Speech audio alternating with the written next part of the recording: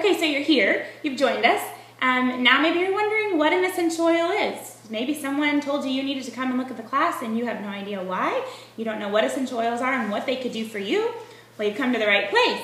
So anyway, I'm going to give you a little bit of history about what an essential oil is, why we've chosen Young Living oils, and share you a little bit with that before we jump into what the oils are. An essential oil is the life and blood in the plant. In a lot of ways, it's the life force. It's similar. The essential oil in the plant is similar to the blood in our body as far as it carries the nutrients, it carries the oxygen, it's the life-supporting thing. If you were to break apart a leaf and see the veins in the leaf, that would be the essential oil in the leaf. If you rub lavender in your hands and it leaves a greasy residue in your fingers, that's the oil that comes from the lavender. As oils carry a frequency.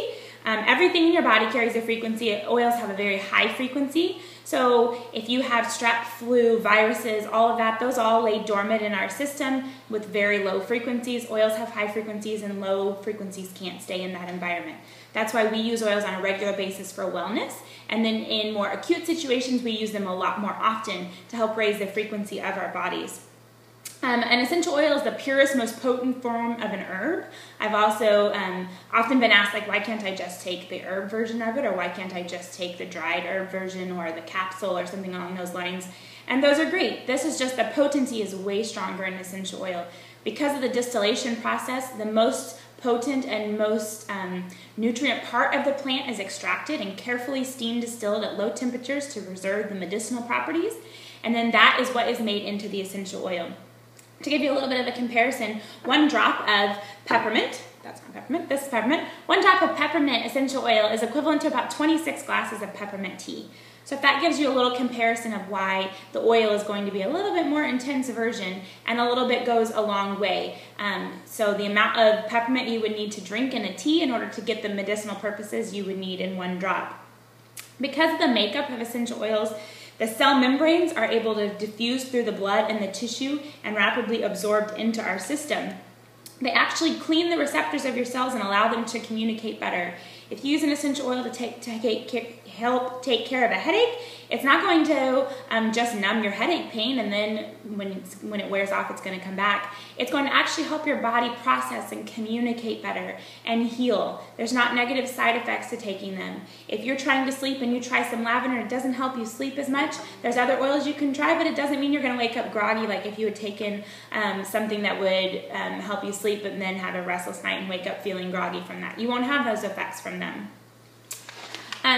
Why have we chosen Young Living? Why do we love these oils? Young Living as a company has a lot of integrity. They have a seed to seal guarantee. They're the only company that has an open book. You can go to the corporate offices, you can go to their farms, you could go and see what they do. They have nothing to hide. They own a lot of their farms.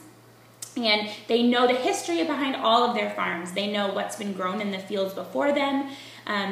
If they had used pesticides and things like that in the ground, then they would mix with the oils in the growing process. So they're very picky that the farms have never had any of that done before they go in and use them.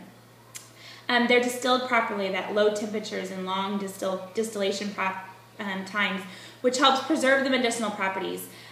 So they're not produced for mass production, they're produced for quality, and Young Living is very committed to that. FDA really loosely regulates essential oils, so to be put on the shelf, they only have to be about 10% pure, and so 10% of that is going to be pure if you go and buy a bottle of lavender at the store. 10% of it's going to be pure, and then it's going to have 90% of something else added to it.